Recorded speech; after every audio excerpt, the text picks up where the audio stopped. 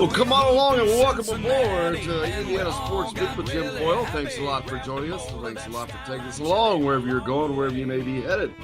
Coming to you from the Golf Club at Eagle Point Studios.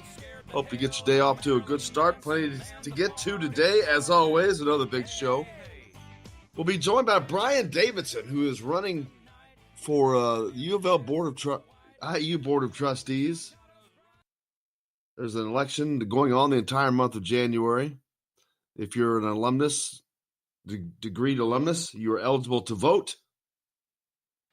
Do you mean June? What did I say? January. July? January. February, March, April, May, yeah. Starts with a J, it's all the same. That's a little different. Yeah. Boy. Don't know how that one J came out, but June, all of June, you have to be a degreed alumnus and you're eligible to vote. Board of Trustees. Very interesting. He's, he talks about the fact that Indiana,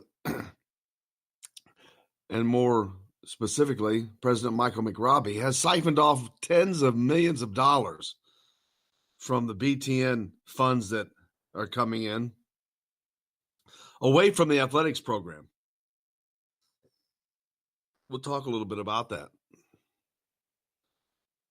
But the election is going on. Vote for whomever you wish, but vote. But also, the baseball continues, but some baseball news as well. Louisville wins last night. They win the Louisville Regional. They'll go on. I think they'll host now Super Regional. But also notice Michigan wins. Michigan will move on. And speaking of baseball, how about Matt Gorski? The Indiana junior outfielder was selected by the Pittsburgh Pirates in the second round and the 57th overall pick of the 2019 Major League Baseball draft Monday night. He is the highest Indiana draft pick since Kyle Schwarber in 2014, who went in the first round and fourth draft pick overall. Gorski becomes the 95th all-time draft pick at Indiana. He's the 7th highest draft pick ever and his 17th overall to be picked in the top 5 rounds. Good reason. He's a 2019 second-team All-Big Ten. He served as IU's primary right fielder to start the season, but he had to take over center field after Logan Kalitha was hurt. He stole 57 career bases, which was third in the Big Ten, 25th nationally among active players, including 18 this season, which was third in the Big Ten. The junior is also second in the Big Ten in runs. So congratulations to Matt Gorski. Unfortunately, he has extinguished his playing career for Indiana. They'll certainly miss him, but moving on to the Pittsburgh Pirates organization. He was an All-Big Ten freshman team selection in 2017. So that means he will play his minor league ball in Indianapolis, correct? Is that where their feeder system is? Yes. The Indians are the AAA club for Pittsburgh. Good point. Good catch, Jakester. Great catch. That's why he makes the big bucks. That's why he keeps his hands on the donut. The Indianapolis Indians, the AAA farm team for Pittsburgh, which, yes, when he gets to that level, which, who knows? That could be a year or two. You never know. It's not a Kyle Schwarber situation. I don't know if Kyle Schwarber ever played in the minors. But they usually introduce you to the rigors of professional baseball. If you've never seen Bull Durham, you should. Excellent movie about minor league baseball. But congratulations to him. Tim hit us up on the text line, said he saw something about a 6'5", 2019 point guard, Austin Van Zyl, to maybe visit IU and maybe play in 2019. He's Canadian, playing on a pro team there. IU has been in contact with him for a while.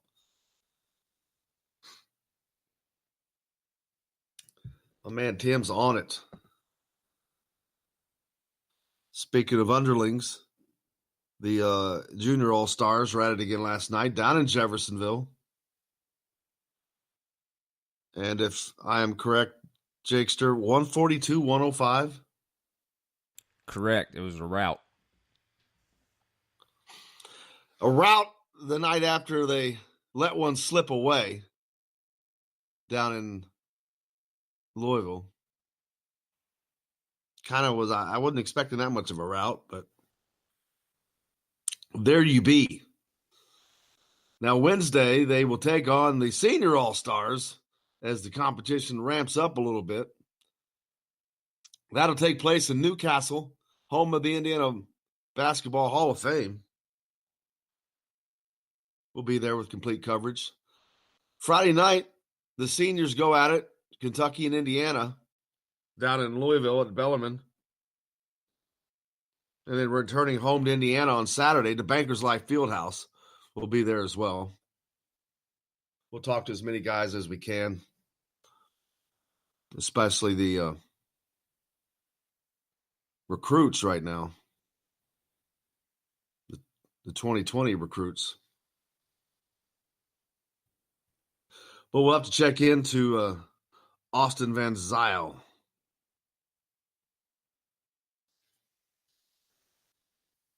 There's a lot of potentials. But Tim says that's a 2019 potential. A point guard, which they desperately need. They don't have another, there's not a second point guard on that team. I mean, you got guys that can fill in and play, but that's not the same as having your designated go-to guy. Hopefully they can get that situation remedied. How's your day? I hope it's off to a good start. Brian Davidson's on the program today. Brian Davidson is a 2004 Kelly School graduate. He's running for the IU Board of Trustees election that is occurring right now throughout the month of June. Warmer weather than January. But online voting taking place. If you are a graduate of Indiana, you're free to vote. Vote for whomever you wish, but vote. He has some issues with how the athletics department is being run. We'll talk to him about it. Mike Schumann from the Daily Hoosier will join us. We'll get caught up on the junior basketball action, IU recruits, several on that team. Mike will get us caught up on that as well. So plenty to talk about there. And then we'll also hear from, Angel. Reboot of Angel Escobedo, Indiana's first-year wrestling coach. Talk about there's a lot of programs in the minor sports that are doing pretty well for Indiana. The wrestling team, ironically, if you go into Wilkinson Hall, their home, you'll see banners hanging, and a lot of them for Big Ten championships prior to World War II. And I'm talking like a decade of dominance in the Big Ten in wrestling. And then it just goes away, never to return. Angel Escobedo is a name you'll also see hanging from the rafters, as he has won the only NCAA title for Indiana in wrestling, individual. Super good guy. Enjoyed meeting him and Zoe. But we'll hear from him. He's got the 16th ranked recruiting class in the country coming in next year.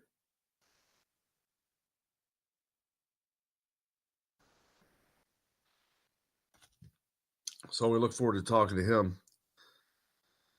Bill hit us up on the text line and says that Zile was I don't know if you're saying his name right, Zeal or Zile, was a 2017 recruit, been playing amateur ball in Canada for 2 years. So does that make him an incoming junior? Question mark. Bill?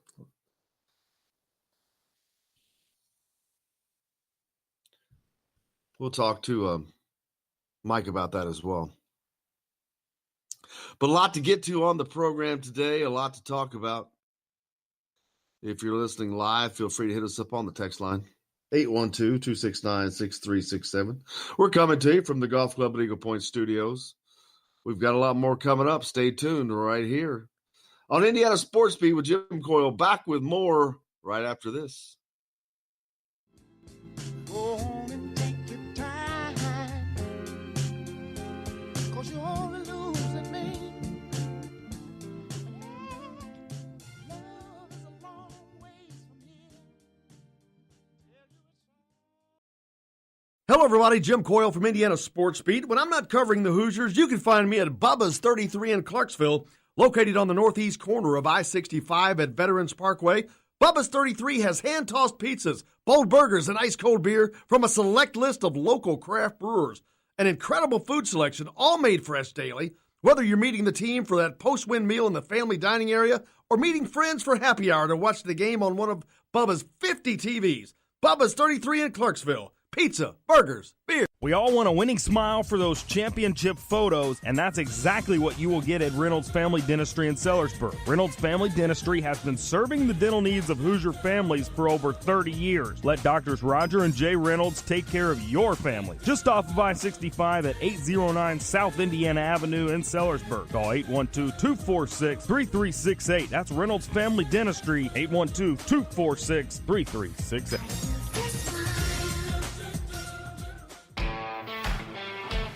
Now that warm weather has arrived, it's time to hit the links, and there's no better place than the Golf Club at Eagle Point in Bloomington. Voted best golf course by the readers of the Bloomington Herald-Times, the Golf Club at Eagle Point is under new ownership, has new fairways and bunkers, and it's open to the public. When the round's over, there's cold beer and a full menu at the Eagle Point Pub and Bistro. Call 812-824-1100 to make a tee time. That's 812-824-1100. The Golf Club at Eagle Point in Bloomington. This is A.J. Moyer. This is Dan Dockett. Hey, this is Michael Lord, former Indiana basketball player. This is Indiana football coach Tom Allen. This is Jim Coyle with Indiana Sports Beat. You can always like and follow us on Facebook. Always follow the show rebroadcast on iTunes, Google Play, iHeartRadio, Spotify. TheDailyHoosier.com is a great place to sign up for each and every day. Or, of course, on 97.7 The Ref in Evansville. For the best recycling and waste removal service, turn to the area's leader, Sweetland Waste Removal and Recycling, a homegrown company serving southern Indiana since 1995. Sweetland Waste Removal and Recycling serves Floyd, Clark, Harrison, and Washington counties. For excellent service and peace of mind, call Sweetland Waste Removal and Recycling today at 812-944-5642. That's 812-944-5642. Keep life sweet with Sweetland Waste Removal and Recycling. All across the country, people are coming together to speed up what we can learn about health. The All of Us Research Program is calling on 1 million people to join us as we try to change the future of health. For your family, for future generations, for all of us. Visit joinallofus.org and find out how you can become 1 in a million. All right, crew, let's get her dug. Honey, want to give me a hand? I'm planting that tree, remember? No matter how large or small your digging project may be, no matter how urban or rural, you must always call 811 before any digging project. 811 is our national one-call number, alerting your local utility companies to come out and mark any lines they have near your dig site. You must call 811 at least 2 to 3 business days before any digging project, so you can avoid hitting our essential buried utilities. This includes natural gas and petroleum pipelines, electric, communication cables, and water and sewer lines. So before you do this or this, make sure you do this. For digging projects big or small, make the call to 811. Brought to you by Common Ground Alliance. This is former Indiana basketball player Brian Evans, and you're listening to Indiana Sports Beat with Jim Coyle.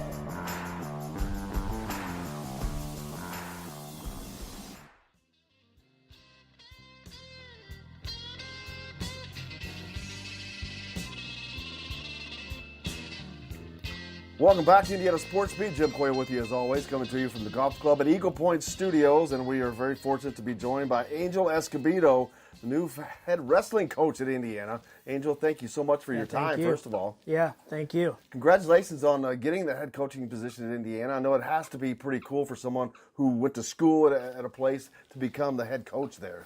Yeah, I mean, it's a lifelong dream, to come back to your alma mater and really just want to take this program to new heights. I just want to accomplish something that's never been done before, and that's just kind of my personality, and that's what I'm really driven for. You are a champion, an NCAA champion, the only one Indiana's ever had, but that's an earned title on the mat. How much pressure does that put on you to elevate Indiana to that level, coming from where you have achieved personally? Yeah, I don't know about pressure, but I think it's a goal of mine that I had, even when I was an athlete, the goal was really high. And, the determination, the dedication that it takes, I think I'm just translating it now to a different chapter of my life, and that's in coaching. So, when I was an athlete, I never had pressure because it was like almost an expectation for me, just the personality that I have. So, just coming up from Gary, Indiana, I kind of appreciate the things that are in front of me because not a lot of people get to the level that I'm at from my area. So I take it day by day and, just try to accomplish as much as I can with the things that are kind of set in front of me. There's no tough people that come out of Gary, Indiana, are there? No, right? Being over at the new building for volleyball, you see things. I look up and I look at the banners and I'm like, wow, Indiana was actually pretty dominant in wrestling in the Big Ten before World War II. Yeah. And then it just goes away. But, there is history, although it's a long time ago. It is history, but it's there. What is it going to take to revive that at a school that has been dormant for so long? Yeah, I think when you think about Indiana wrestling as a state, it's one of the best states in the country. So just being able to attack the recruits in state, getting neighboring states, Ohio, Illinois, Michigan, getting their best kids in this institution, and then developing them. That's what's going to set us to the next level. And we're joined by Zoe. Yeah, Don't be Zoe. afraid. Coach Escobedo's daughter. We're fortunate to be able to have it's a double dip today, so we're very fortunate to have Zoe with us as well. But recruiting is the lifeblood for any program, of course. And again, to build what you're trying to build is going to take recruiting. Right. The 16th recruiting class in the country right now. How is that possible? How My staff is just relentless in the recruiting trail. They're everywhere. Whether it's running practices, in Indiana or Illinois or Ohio, and just knocking down on everybody's door. Are you interested in Indiana? And reaching out, calling other coaches, building relationships. So we're relentless. Every single day we're making recruiting calls. And, we want to show everybody in the country what Indiana has to offer and continue to get the best recruits that we can. Most programs, or all programs, they like to build the base or the core from the state where they're in and bring those guys back. What is the recruiting base in the state of Indiana like from wrestling? Yeah, it's like I said, it's really, really good. We always have the top level recruits in the country, ranked number 1, number 2 in their weight class. We probably have 3 to 4 guys each year.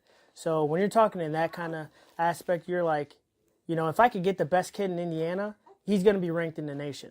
So then that would translate into college wrestling where, you're getting All-Americans, you're getting national champs. So it's really important for us to identify those guys and then get them on campus and get them signed, because once you get one, you'll start to get them all. I think of Asa Garcia. He was a 3-time state champion, took 3rd the other year he didn't win state. A big name like that opens the door to get all these other kids. And then you saw we signed, 3 2-time state champs after Asa Garcia signed.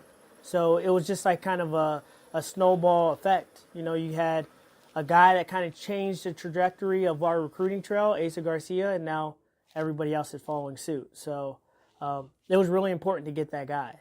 And looking forward, it's like we identify all right, the junior class, who's that kid that's going to change that dynamic where other kids are going to follow? Sophomore class, freshman class, and then we just wait till when we can contact them, and then we do. Albeit it's at a high school level, but I went to Floyd Central, and I remember when I was in school, we didn't really have a big-time program before a guy named Dave Capel took over. And, you could tell, it was from there on, they were ranked every year. Yeah. So you can see the difference a coach makes. And there's programs around the state, Modern Day, in yep. Evansville. There are lots of great places to draw from. But when you build Indiana up, is that also going to help build up some of these high school programs that they follow suit? Yeah, I would hope so. I think it's going to go hand in hand. When you have a kind of a premier institution in the state, the elevation it goes even higher for high school level because those kids have to be top notch to get into this program. So, they're going to have to step up their game to be able to be recruited by us. So it's going to be great for the state of Indiana. I think the better that we do, the better Indiana State wrestling does, and overall that just helps the sport. And that's what I'm about, growing the sport as best as I can. Competing in the Big Ten, obviously no easy task. You've got some programs. You were at Iowa, one of the premier iconic programs of wrestling, Penn State, those kind of programs. What is it going to take, obviously recruiting in that, but to really get to that level, what's it going to take? Yeah, I think year by year, just continue to improve. Last year, we went to the Big Ten projected to only score 8 points at the Big Ten championships. We ended up scoring 33 or 31. So doing things like that, improving as a team aspect, getting guys on the podium, getting guys who win Big Ten titles, and then, knocking down on these doors of other Big Ten programs that are, the Penn States, Ohio States. I don't see why not. Why can't we be one of those top programs? Absolutely. What new coaches come into a program, they usually have a time frame, like an architectural drawings for a building. What's your architectural drawing for this program? Yeah, so I think, I always told my guys, my staff, we're not going to measure ourselves by the accolades that we achieve. We're going to measure ourselves at how much we can grow this program and, how good we can be from day to day. So I think when I'm looking at my, whether it's a 2-year plan, 5-year plan, 10-year plan, all the way down, I'm looking to consistently put this program in a top 10 program. A top 10 program, finish in the upper half of the Big Ten Conference year in and year out. And so right now we're a ways away, but at the same time, I think we're pretty close in the grand scheme of things, So I think with this recruiting class, we get another good recruiting class, you mesh them together, and now you got something special. So that's our next step for us. So we already knocked down one door. Now we got another one with trying to get another recruiting class to kind of mesh it all together. And for sports like football, where that we're talking years, because you've got so much to turn around, right? And other sports are able to turn around quicker. Do you have a time frame where you think that you could get it to where you want it to be? I mean, it's kind of hard to pinpoint an actual year, Hey, man, you got to put some pressure on. Right? But I think, I think to see big improvements, a lot of people seen it in just this first year. I think we're going to continue to see improvements next year as well. And then, when that recruiting class, when they redshirt, they're probably going to redshirt, most of them. But then once they step in the lineup, I would tend to see that we are making a huge improvement. I think 2021, 21-22, we're talking about getting in the upper half of the Big Ten. I would like to see and chasing the top 20 in the NCAAs and maybe getting close to top 10 eventually around that time period, because we have some transfers that came in that are pretty tough. So they'll be seniors when the freshmen come in our wrestling. So they'll kind of mesh together and create a great team. So the Big Ten, as I said, are obviously one of the toughest as it gets when it comes to wrestling. What do you foresee this upcoming season? What you guys may be able to do there? Yeah, I think we're up in the challenge. This year is because we lost 5 seniors. That's always hard to replace. So I think it's going to take us some adjustment period time and having some other guys step up. But I think that we have Paul Conrad. He's a returner. We also have Jake Kovach. He's a returner, that NCAA qualifier. I think those guys can do really well in the Big Ten NCAAs and get us even better than what we were this year. So I don't think we're going to do worse, but I think that there's still room to grow, and we're going to grow in the right direction. I talked earlier about having a new building. What does that mean for you, for the program? I mean, everyone likes to have new locker rooms and all that stuff, and that's kind of going around, and it's got to be helpful to show new recruits and to bring in an audience and to bring in, because that also, you want the home court advantage if you're at home. Yeah, I think Wilkinson Hall made a huge difference in recruiting, in our game atmosphere, in the way that our guys competed. I mean, they competed with a spark that I've never seen before. You know, just going from the U Gym to Wilkinson Hall. So I think moving forward, that's the expectation, is competing at a high level in this new arena that we can call home. And for recruits, they walk in this building and they're like, I get to wrestle here. And then they visualize. They visualize walking through the tunnel, coming through fire, wearing Indiana singlet. And then they're like, this is my home. This is my place. I want to do it for my state. So that's big time. I mean, that's hard to recreate in someone's mind. So for us to be able to do that, I mean, that changes everything, the dynamic of our program. Is that a step to turning Indiana into one of those elite programs of the Big Ten? Yeah, I think when you look at Ohio State, Penn State, you always hear facilities. Well, now we have facilities. You know, we got a new coaching staff, we have facilities, we have the wrestlers. So why not be a Big Ten program? We're on the rise. So we got it all. Now we just got to put in the work. Coach, we appreciate it. Thank you so much for your time. Wish you the best of luck. Thank you. Thank you to you and to Zoe. Appreciate you joining us today. Thank you, guys. We'll be back with more here on Indiana Sports Beat from the Golf Club at Eagle Point Studios right after this.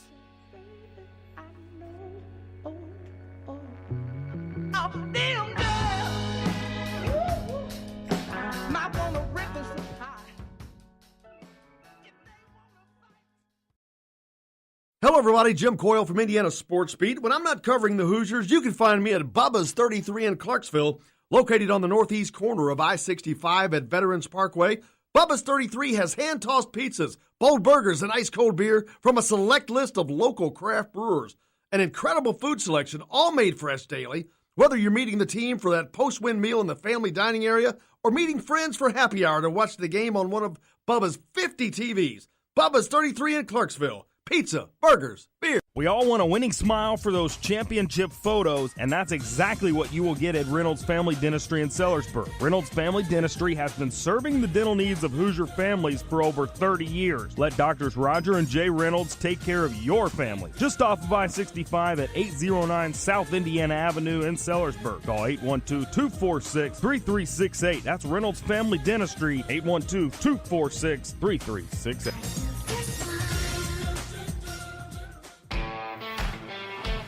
Now that warm weather has arrived, it's time to hit the links, and there's no better place than the Golf Club at Eagle Point in Bloomington. Voted best golf course by the readers of the Bloomington Herald-Times, the Golf Club at Eagle Point is under new ownership, has new fairways and bunkers, and it's open to the public. When the round's over, there's cold beer and a full menu at the Eagle Point Pub and Bistro. Call 812-824-1100 to make a tee time. That's 812-824-1100. The Golf Club at Eagle Point in Bloomington. This is AJ Moye. This is Dan Dockett. Hey, this is Michael Lord, former Indiana basketball player. This is Indiana football coach Tom Allen. This is Jim Coyle with the Indiana Sports Beat. You can always like and follow us on Facebook. Always follow the show rebroadcast on iTunes, Google Play, iHeartRadio, Spotify. TheDailyHoosier.com is a great place to sign up for each and every day, or, of course, on 97.7 The Ref in Evansville. For the best recycling and waste removal service, turn to the area's leader, Sweetland Waste Removal and Recycling, a homegrown company serving southern Indiana since 1995. Sweetland Waste Removal and Recycling serves Floyd, Clark, Harrison, and Washington counties. For excellent service and peace of mind, call Sweetland Waste Removal and Recycling today at 812-944-5642. That's 812-944-5642. Keep life sweet with Sweetland Waste Removal and Recycling. All across the country, people are coming together to speed up what we can learn about health. The All of Us Research Program is calling on 1 million people to join us as we try to change the future of health. For your family, for future generations, for all of us.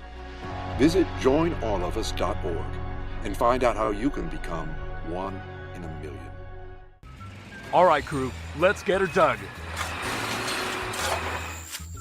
Honey, want to give me a hand? I'm planting that tree, remember? No matter how large or small your digging project may be, no matter how urban or rural, You must always call 811 before any digging project. 811 is our national one-call number, alerting your local utility companies to come out and mark any lines they have near your dig site. You must call 811 at least 2 to 3 business days before any digging project, so you can avoid hitting our essential buried utilities. This includes natural gas and petroleum pipelines, electric, communication cables, and water and sewer lines.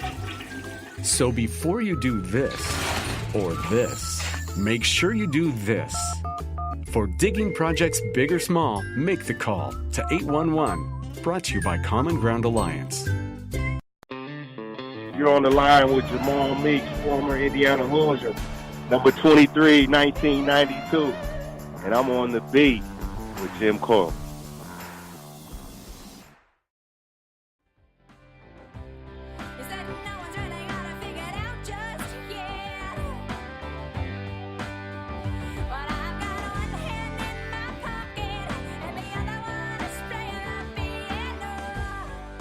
Well, good morning. I hope you're playing the piano. Welcome to the Golf Club at Eagle Point Studios, Indiana Sports Beat with Jim Coyle with you as always.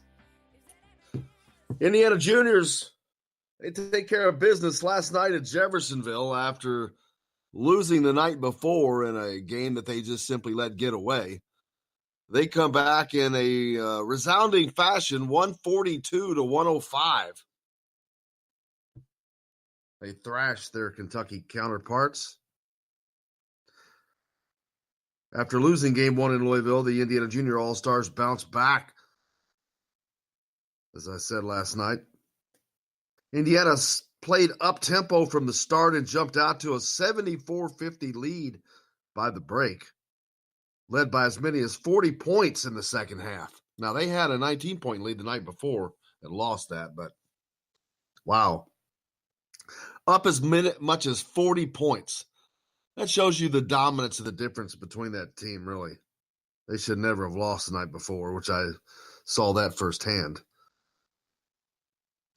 The Indiana Juniors scored 30 points off of 24 Kentucky turnovers, while only committing 8 of their own, including 2020 IU target and Culver Academy guard Trey Galloway's 10 points. 6 different Indiana players finished with double figures. Indianapolis Lawrence North's Tony Perkins from Lafayette, Indiana. Central Catholic's Carson Bennett, he had 22. Perkins had 22 as well. Indianapolis Lawrence Central product in Nebraska commit Dre Davis. He had 19. Mishawaka Marion's Jaden Ivey, who was going to Purdue, he had 18. Charlie Yoder, he had 14. Both Galloway and fellow 2020 IU target Anthony Leo once again started for Indiana after they did game 1. Galloway, a 3-star guard, scored his 10 points in 16 minutes. He shot 5 of 8 from the floor, had 2 blocks on the night as well. Leo, a 4-star guard from Bloomington High School South, added 5 points in 15 minutes. He shot 1 of 2 from the floor and 3 of 4 from the free throw line, adding 3 assists and 2 steals.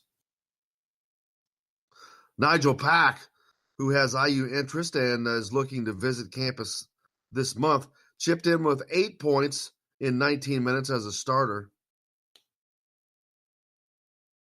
Last night's matchup featured the core junior All-Stars, plus the quote-unquote white group. The core group consists of Pack, Leo, Galloway, Davis, Ivey, and Yoder. The white group was comprised of Barrett, Perkins, Chris Pasadix, Sincere McMahon, Brayton Bailey on the squad as well, Trey Coleman from Jeffersonville, and Northwestern's Tyson Parker. As I said earlier, the Indiana Junior All-Stars will face the Senior All-Stars tomorrow night. That's at Newcastle Fieldhouse in Newcastle, Indiana. That follows the girls' game, which tips at 6 Eastern Time. In addition to IU targets Anthony Leo and Trey Galloway, 2019 IU signees Trace Jackson Davis and Armand Franklin will also be in action for the senior team. So if you want to get a look at the guys that are coming in and the guys that IU is chasing, they'll be at Newcastle High School tomorrow night. The girls' game tips at 6. Plenty of basketball, you see. The Friday night, they travel back to Louisville for the senior all-star game at Bellarmine University before coming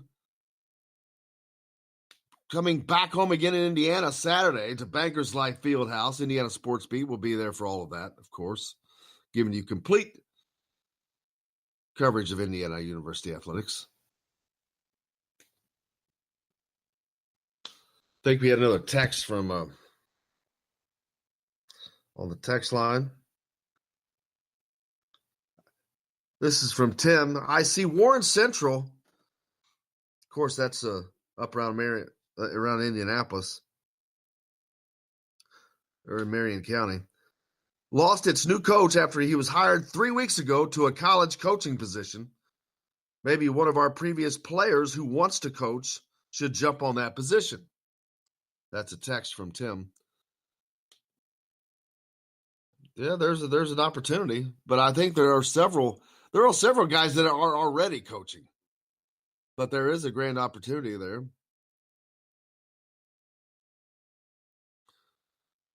Someone like Greg Graham to get back into the area. He's currently living out of state in Rhode Island, enjoying lots of clam chowder.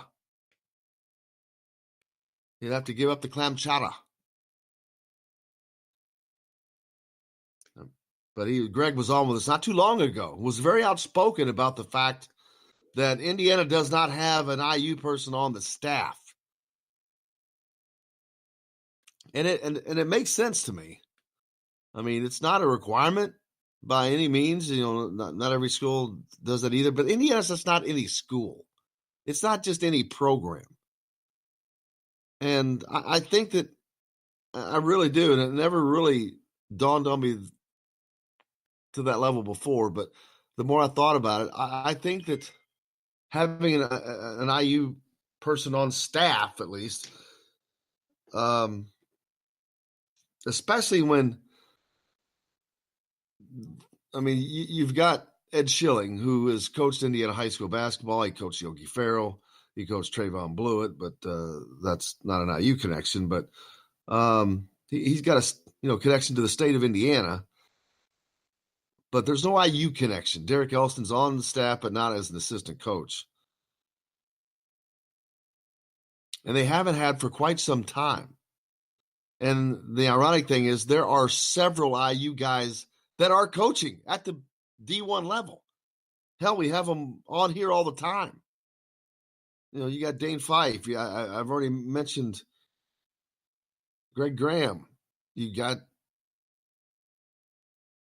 Michael Lewis, who just went to UCLA. I mean, they're everywhere.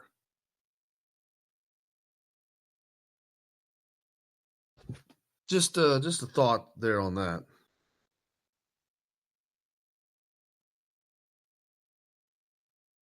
But and apparently they've already filled that job at Warren Central.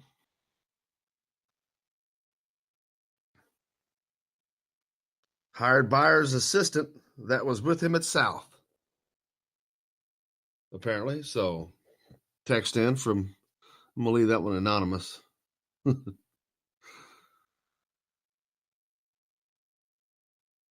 But, so there you go. That position's filled, Tim. But it still gets back to the point of, what do you think as fans? If you're a fan of Indiana, and I'm not all about this. Don't get started on this back in the Bob Knight era and all that crap. That doesn't fly. You can't just talk about, because if you do, then you got to talk about everything. You want to talk about the good, you got to talk about the bad that came along with that. So I'm not trying to compare what life was like under the Bob Knight era as far as winning and things like that. But it was a connection to the state that Indiana had then, which is, to me, is very, very important because Indiana produces some of the best talent. I've said it over and over and over.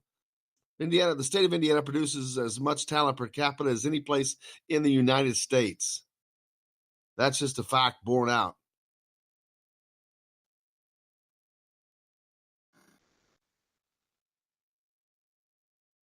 They don't have that right now. Yeah, they've gotten back-to-back Mr. Basketballs for the first time in quite some time, which is nice. But it's not like it. That doesn't matter like it used to be when one of those Mr. Basketballs is here and gone. Doesn't do you any good. It's good for optics, but it doesn't help you on the roster when they're not there. And yes, there are a couple good ones coming in this year: Trace Jackson, Armand Franklin. But there was some misses too. You end up with 2 open scholarships because of missing big on the national scene. But you miss a couple of big-time state of Indiana recruits along the way. Mr. Brooks, obviously, at the top of that list. I've said, and I firmly believe this, if you can get the best, the 3 top best players in the state of Indiana each year, you should be contending for championships. If you can get that every year, which that's going to take another year or 2 of recruiting cycles to fill that. But I think this was a recruiting cycle that's going to be dinged.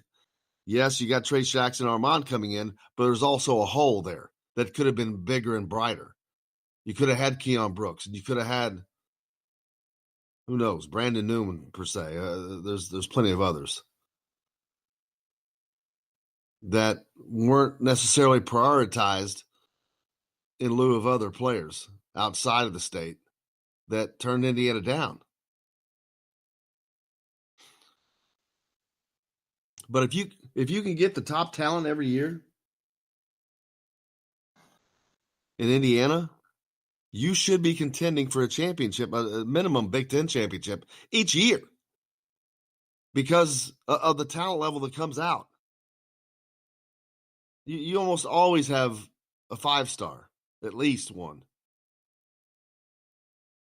Trace Jackson Davis fills that bill this year. Keon Brooks, of course, filled that bill. Christian Lander next year. No, he's 2 more years, isn't he? 2 more years. He's 2021. I don't know if there is a 5-star in the state for next year as of right now. I'm not memorized upon the recruiting boards, knowing them all down to each one, but I think there may not be one for 2020. But they're back to 2021. There is. Christian Lander is. But my point being, if you get the top 3, 2, 3, 4, or the top 3 or 4 guys in Indiana each year, not just the top 2, but the top 3 or 4, you're going to be contending for titles, period. There's no way not to be. That's talent right there.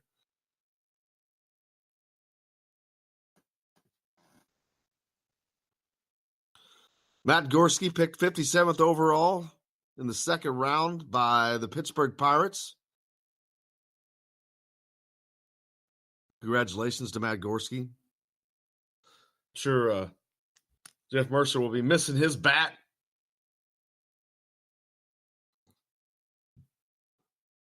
As he will potentially be playing in Indianapolis. As Jake astutely caught up to. The AAA farm team for the Pittsburgh Pirates, of course, in Indianapolis, which would be cool. Another text in. I wonder how many consecutive years IU can get Mr. Basketball. They got the last 2. Yes. Well, I'm surprised it hasn't happened more often, to be quite honest with you. But I think what happens is if you get a couple in a row, you're doing really well recruiting-wise, but maybe you get to that 3rd year and that guy's obviously winning Mr. Basketball, you're usually pretty good. Maybe by that third year, there's talent kind of built up, and that person sees maybe a better opening elsewhere for playing time. Maybe that's one of the reasons that prevents him from getting more in a row. We'll certainly see. Man, you talk about 2021. That's going to be a dogfight for Mr. Basketball. I mean, well, and next year, maybe a race just as close. There's just more of them in the 2021 class at a higher level. I mean, we mentioned Christian Lander, Blackman. I mean, there's going to be some big-time names. We'll see. That'll be interesting. That will be interesting. Odds are good right now that they win 3 in a row. They get 3 Mr. Basketballs in a row because, you hear Anthony Lee a lot. You hear Trey Galloway's name a lot. A couple of the best players in the state. High odds that those two end up at Indiana if they want to, which that they do.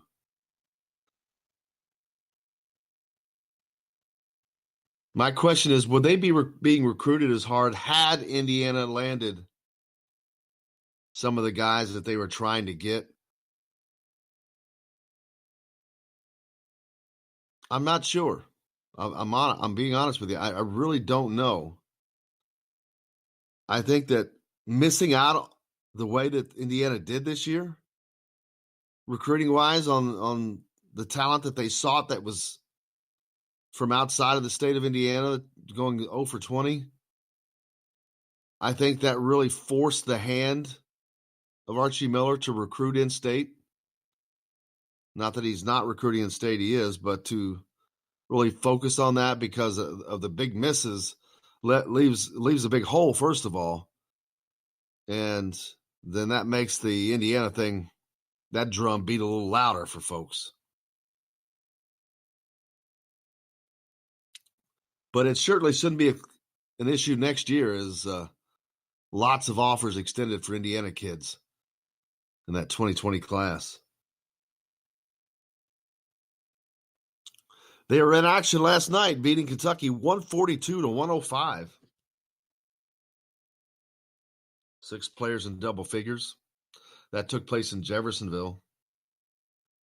That was on the heels of a 115-104 loss by Indiana, a game that they just let get away.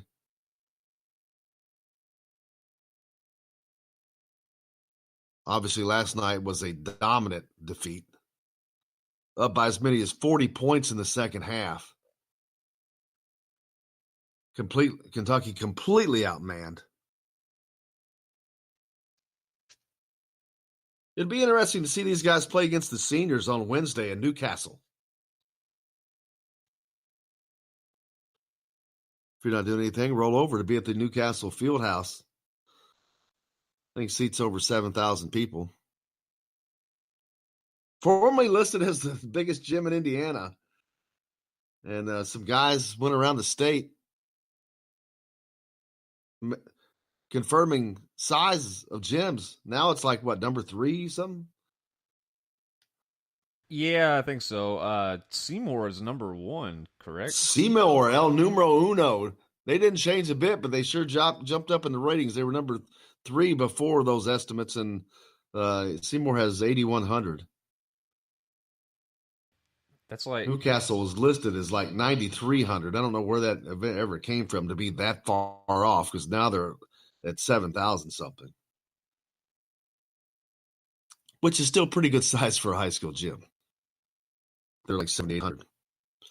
But it's also next door to the Indiana Basketball Hall of Fame, so it gives you a couple things to do. I'll be heading up there. And if you're in that direction, look at them. They're taking the kids out. Knightstown. Not far away either. Just the south side of the interstate. Probably miles off the interstate south. Hoosier Gym. They're in Knightstown, which was used as the home gym for the Hickory Huskers. Man, I wish we had a soundboard that you could have the music playing under that music playing underneath. Just with the fall look of leaves. You can feel it with that music. You can shut your eyes. You can feel that late November misty cold that's in there hanging. Oh, I just got chills thinking about it. I think you just sing it like you were doing it. That would be the same effect. Yeah, well, we're going to say the people's here today. Don't want to cause the people be eating. You never know. Speaking of which, I need to get Angie on here again. Angelo Pizzo. You give Angelo a call, friend of the show. See what's up with him. Writer of Hoosiers.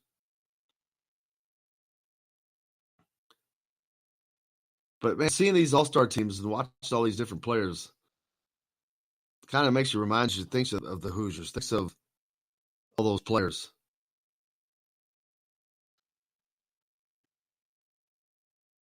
Johnny Jager's brother was on the junior all-star team. Saw him play the other night. Looks like a second version of Johnny. Noah was his name. Very good little player. Are you headed out to the All-Star games? Are you going to see any All-Star games? Hit me up on the text line, 1-2-696-367. Most people don't get to see these guys play in person. They go on what they read, and you can't always do that because you see them play in person, you can see a lot of different things. You can see their physical build. And some of these guys look like they're in high school. Some of these guys don't. Some of them look like they're a little bit ahead physically. And it makes a difference, trust me.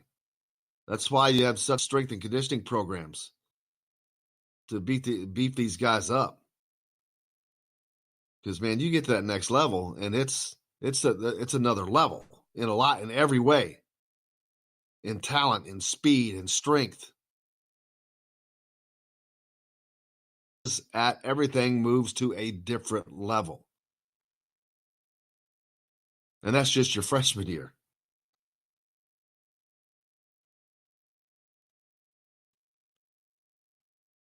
U of L wins in baseball, the regional, down in Louisville, as they beat Illinois State in back-to-back games. Actually, they won 3 straight after beating Indiana and then Illinois State twice. Michigan also a winner. They get to move on. The Wolverines, who were leading the Big Ten title most of the season, only to lose it at the end of the year to Indiana. I think they finished second. Did they finish second in the Big Ten tournament, I think?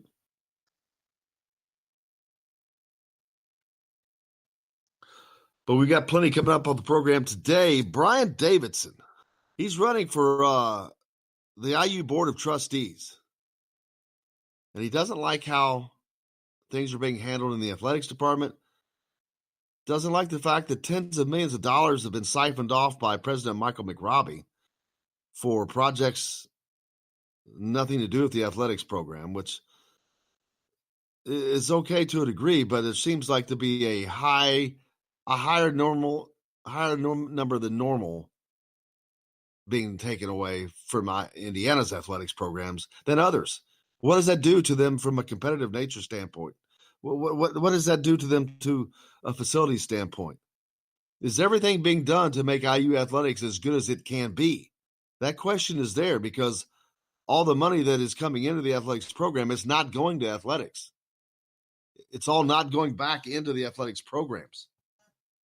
And yes, there have been upgrades, but if you can do more because you're already behind, why not do more to try to catch up? Just some of the questions. Coming up here the next hour. Also, Mike Schumann from the Daily Hoosier will join us.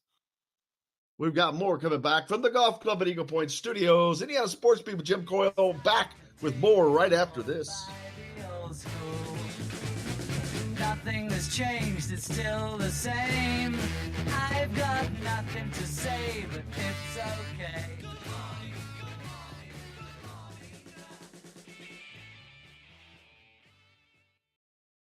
Hello, everybody. Jim Coyle from Indiana Sports Beat. When I'm not covering the Hoosiers, you can find me at Bubba's 33 in Clarksville, located on the northeast corner of I-65 at Veterans Parkway. Bubba's 33 has hand-tossed pizzas, bold burgers, and ice-cold beer from a select list of local craft brewers. An incredible food selection, all made fresh daily. Whether you're meeting the team for that post-win meal in the family dining area or meeting friends for happy hour to watch the game on one of Bubba's 50 TVs. Bubba's 33 in Clarksville. Pizza, burgers, beer. We all want a winning smile for those championship photos, and that's exactly what you will get at Reynolds Family Dentistry in Sellersburg. Reynolds Family Dentistry has been serving the dental needs of Hoosier families for over 30 years. Let Doctors Roger and Jay Reynolds take care of your family. Just off of I-65 at 809 South Indiana Avenue in Sellersburg. Call 812-246-3368. That's Reynolds Family Dentistry, 812-246-3368.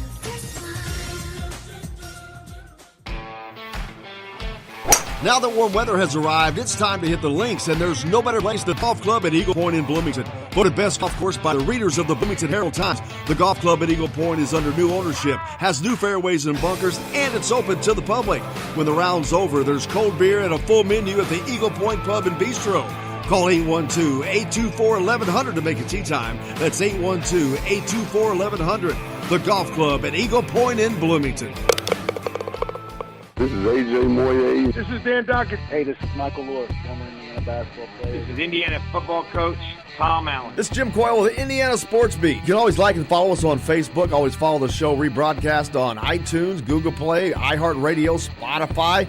TheDailyHoosier.com is a great place to sign up for each and every day. Or, of course, on 97.7 The Ref in Evansville. For the best recycling and waste removal service, turn to the area's leader, Sweetland Waste Removal and Recycling, a homegrown company serving southern Indiana since 1995. Sweetland Waste Removal and Recycling serves Floyd, Clark, Harrison, and Washington counties. For excellent service and peace of mind, call Sweetland Waste Removal and Recycling today at 812-944-5642. That's 812-944-5642. Keep life sweet with Sweetland Waste Removal and Recycling.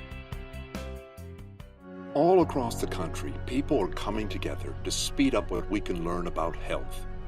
The All of Us Research Program is calling on 1 million people to join us as we try to change the future of health for your family, for future generations, for all of us. Visit joinallus.org and find out how you can become 1 in a million. All right, crew, let's get her dug. Honey, want to give me a hand? I'm planting that tree, remember? No matter how large or small your digging project may be, no matter how urban or rural, you must always call 811 before any digging project.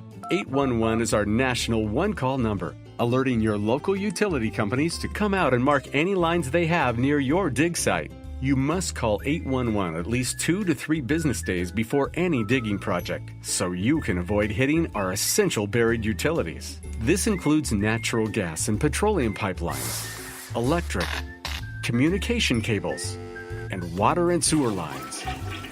So before you do this or this, make sure you do this. For digging projects big or small, make the call to 811. Brought to you by Common Ground Alliance.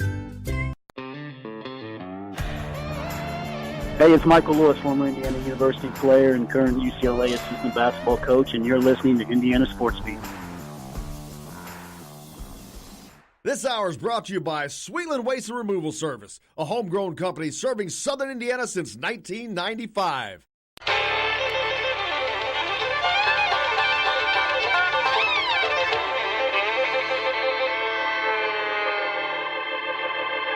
Well, we're coming to your city.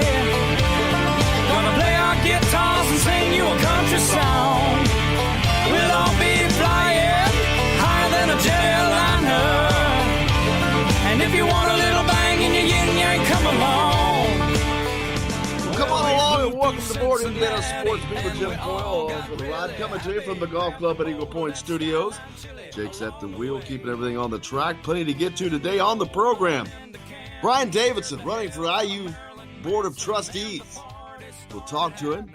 He doesn't like the direction of the athletics program. Doesn't like especially the fact that Michael McRobbie, president, is siphoning off tens of millions of dollars from the athletics program to spend elsewhere. Michael Schumann from the Daily Hoosier joins us as well. We'll get caught up on the Indiana High School All-Stars, Junior All-Stars that were in action last night. A lot of IU recruits playing in that game. They'll be playing against some IU players on Wednesday as the juniors and the senior All-Stars collide at Newcastle. Last night down in Jeffersonville, the juniors took care of business 142-105. In a game that they followed up and losing the night before, a game they just simply let get away. But they took care of business last night without doubt.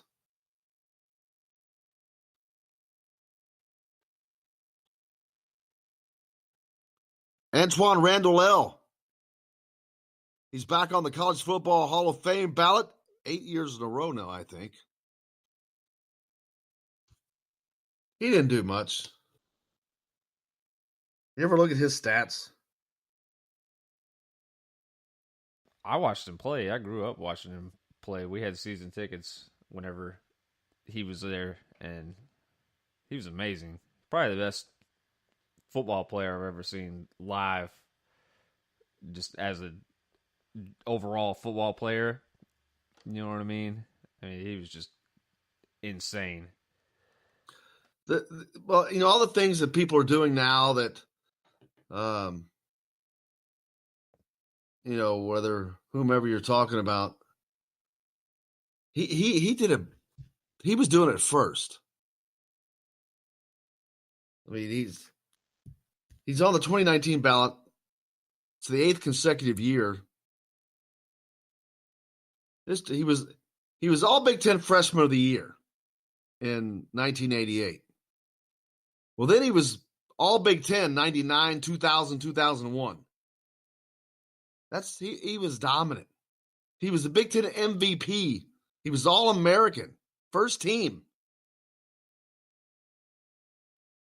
Heisman runner-up. Or not a runner-up, but he was a finalist. 6th. Yeah.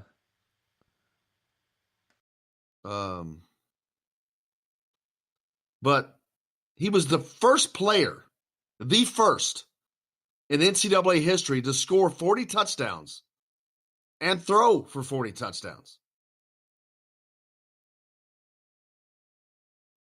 He was the first player ever to record over 2,500 total yards in 4 seasons.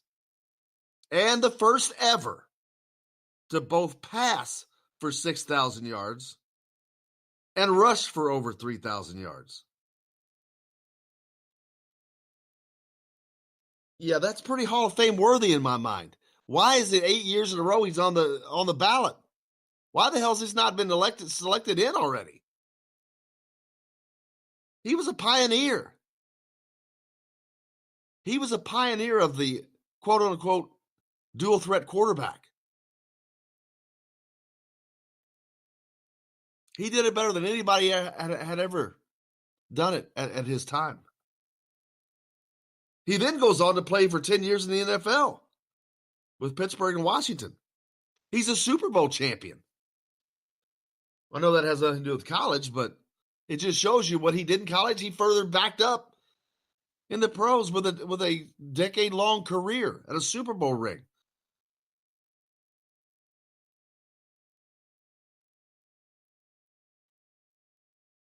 So why he's not been selected, that's crazy. Crazy talk, man. Louisville won the baseball regional out of Louisville as they beat Illinois State yesterday. Michigan also winning and moving forward. Matt Gorski was picked up in the second round of the Major League Baseball draft, 57th to the Pittsburgh Pirates. Congratulations to Matt Gorski. I'm sure there may be a few more names we hear as that draft continues. What do they have, like 216 rounds of the Major League Draft? It's a bunch. I don't know what the exact number is. Yeah, I don't think it's actually 216. I was just being what you call facetious. I thought you were being serious. I don't really follow baseball that much, so that wouldn't surprise me if there were at least. There are like 20 rounds or something like that, aren't there? Yeah, there's a lot. Enough that I'd be surprised not to hear your name. There's enough room, man. There's enough room for all of us. Indiana Junior All-Stars in action last night, like I said. 142 to 105. They take care of business. A little bit different than the 115-104 loss from the night before.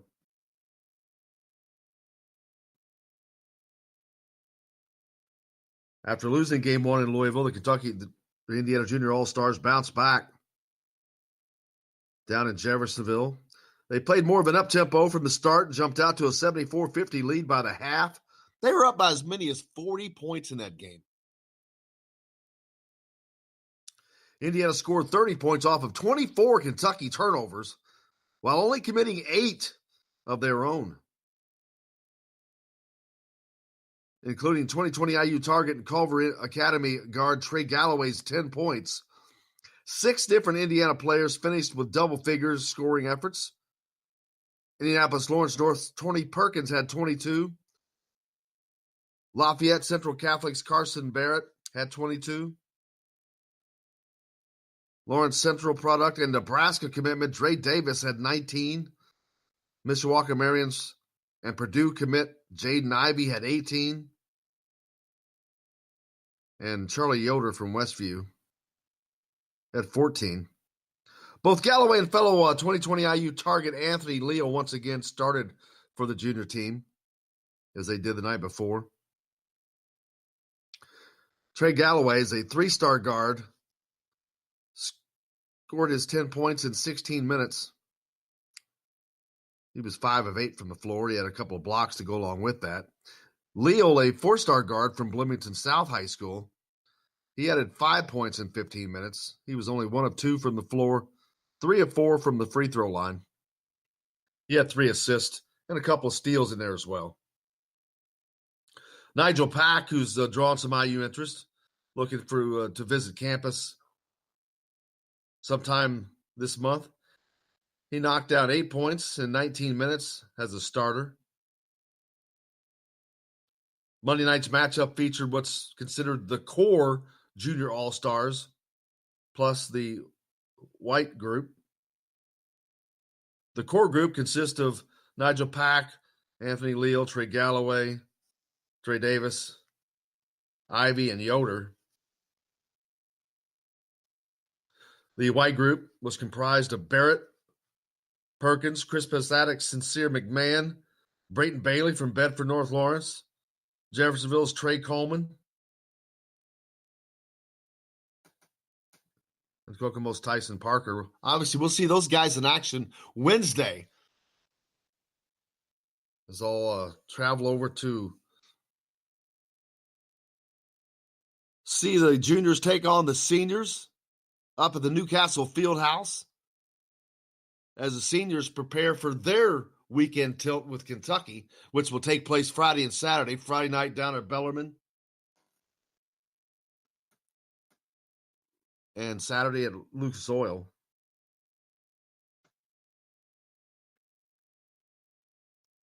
Looking forward to seeing those games, seeing a lot of guys in action there.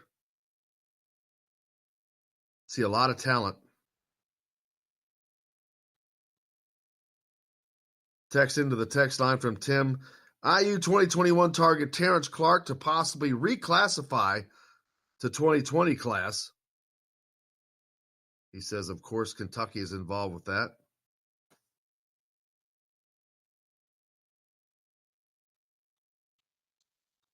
They've got a lot of targets for 2020 right now.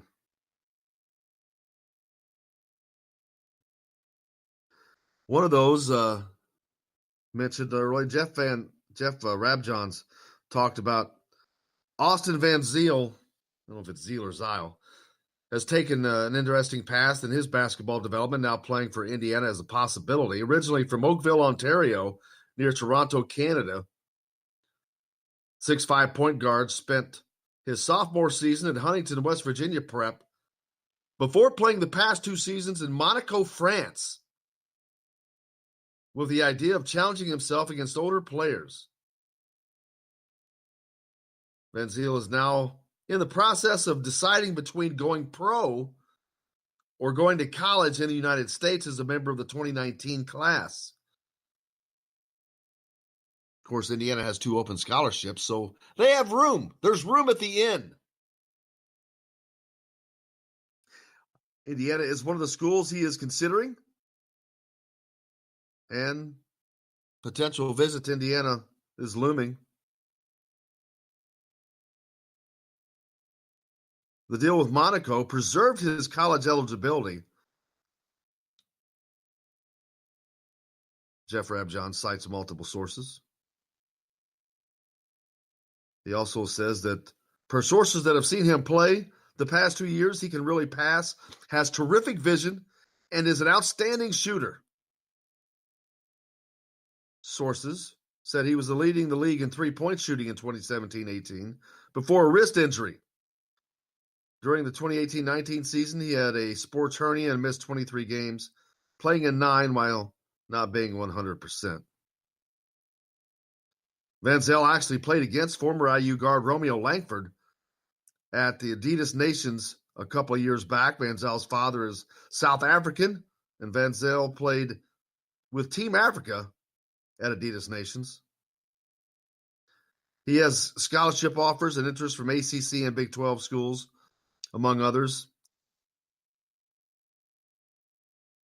IU assistant Ed Schilling, who has a number of international ties from his years working with Adidas Nations and such other programs, is one who has looked into Van Zyl and has been recruiting him. They've been in regular contact. I talked about it earlier. Indiana doesn't have a backup point guard.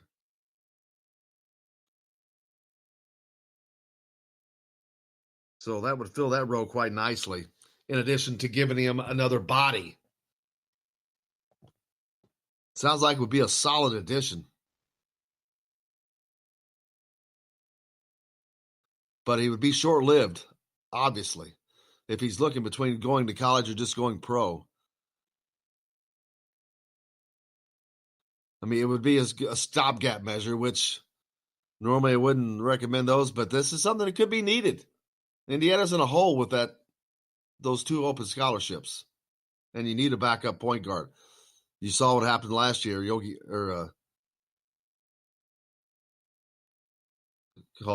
started to call him Yogi Ferrell. Rob Finney gets the concussion, goes down, and Indiana does not have a true point guard backup.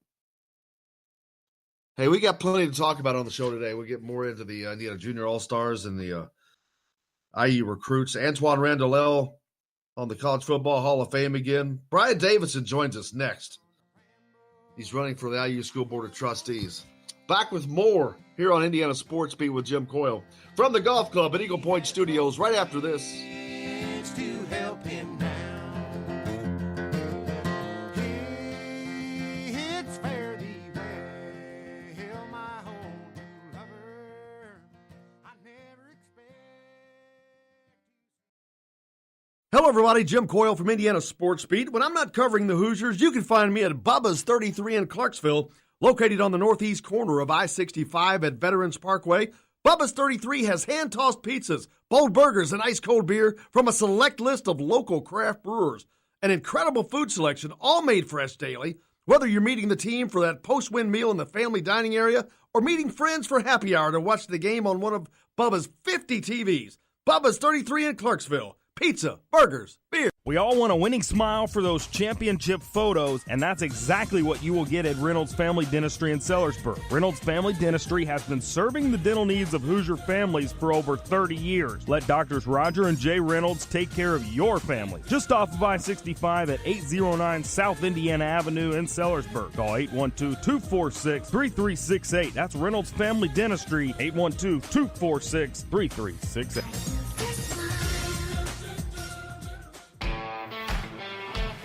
Now that warm weather has arrived, it's time to hit the links, and there's no better place than the golf club at Eagle Point in Bloomington. Voted best golf course by the readers of the Bloomington Herald-Times, the golf club at Eagle Point is under new ownership, has new fairways and bunkers, and it's open to the public. When the round's over, there's cold beer and a full menu at the Eagle Point Pub and Bistro. Call 812-824-1100 to make a tee time. That's 812-824-1100. The golf club at Eagle Point in Bloomington. This is AJ Moye. This is Dan Dockett. Hey, this is Michael Lord, former Indiana basketball player. This is Indiana football coach Tom Allen. This is Jim Coyle with the Indiana Sports Beat. You can always like and follow us on Facebook. Always follow the show rebroadcast on iTunes, Google Play, iHeartRadio, Spotify. TheDailyHoosier.com is a great place to sign up for each and every day, or, of course, on 97.7 The Ref in Evansville. For the best recycling and waste removal service, turn to the area's leader, Sweetland Waste Removal and Recycling, a homegrown company serving southern Indiana since 1995. Sweetland Waste Removal and Recycling serves Floyd, Clark, Harrison, and Washington counties. For excellent service and peace of mind, call Sweetland Waste Removal and Recycling today at 812-944-5642. That's 812-944-5642. Keep life sweet with Sweetland Waste Removal and Recycling. All across the country, people are coming together to speed up what we can learn about health. The All of Us Research Program is calling on 1 million people to join us as we try to change the future of health. For your family, for future generations, for all of us. Visit joinallofus.org and find out how you can become one in a million. All right, crew, let's get her dug. Honey, want to give me a hand? I'm planting that tree, remember? No matter how large or small your digging project may be, no matter how urban or rural, you must always call 811 before any digging project. 811 is our national one-call number, alerting your local utility companies to come out and mark any lines they have near your dig site. You must call 811 at least 2 to 3 business days before any digging project, so you can avoid hitting our essential buried utilities. This includes natural gas and petroleum pipelines, electric, communication cables, and water and sewer lines. So before you do this or this, make sure you do this. For digging projects big or small, make the call to 811. Brought to you by Common Ground Alliance. This is former Indiana basketball player Brian Evans, and you're listening to Indiana Sports Beat with Jim Coyle.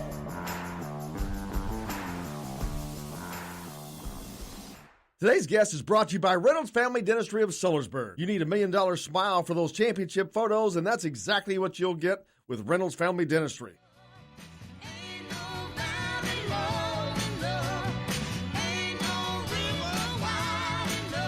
Welcome back to the Golf Club at Eagle Point Studios, Indiana Sports Beat with Jim Coyle.